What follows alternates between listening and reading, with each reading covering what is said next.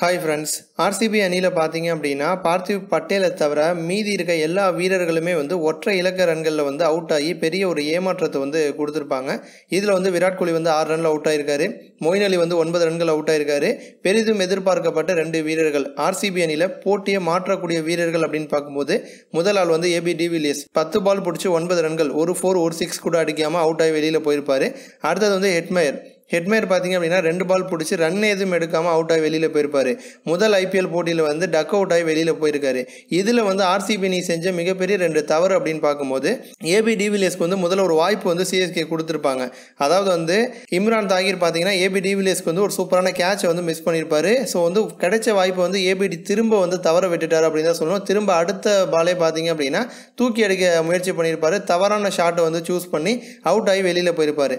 அதே மாதிரி ஹெட்மேயருக்கு பார்த்தீங்க அப்படின்னா தோனி ஒரு ரன் அவுட் மிஸ் பண்ணியிருப்பாரு. தோனி த்ரோ பண்ணியிருப்பாரு. வாட்சன் பாலை த்ரோ பிடிக்க முடியாமல் மிஸ் பண்ணியிருப்பாரு. ரன் அவுட் மிஸ் ஆயிருக்கும். பொதுவாக தோனி ரன் அவுட் மிஸ் பண்ணுறது அப்படிங்கிறதுலாம் ரொம்ப ரொம்ப அரிதான ஒரு விஷயம். ஸோ ஹெட்மேயருக்கும் ஒரு வாய்ப்பு கொடுத்துருப்பாங்க. அதனை தொடர்ந்து பார்த்தீங்க அப்படின்னா அடுத்ததாகவே ஹெட்மேயர் தேவையில்லாத ஒரு ரன்னுக்கு பால் ரெய்னா கையிலே போயிருக்கும்.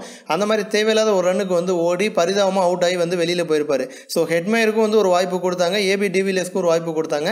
கிடைச்ச இந்த 2 வாய்ப்பையுமே பார்த்தீங்க அப்படின்னா ராயல் சேலஞ்சர்ஸ் பெங்களூர் அணி வேஸ்ட் பண்ணியிருக்காங்க அப்படின்னு தான் சொல்லணும். கண்டிப்பாக இந்த 2 விக்கெட்டும் ஒரு திருப்பு முனையாக அமைஞ்சிருக்கு.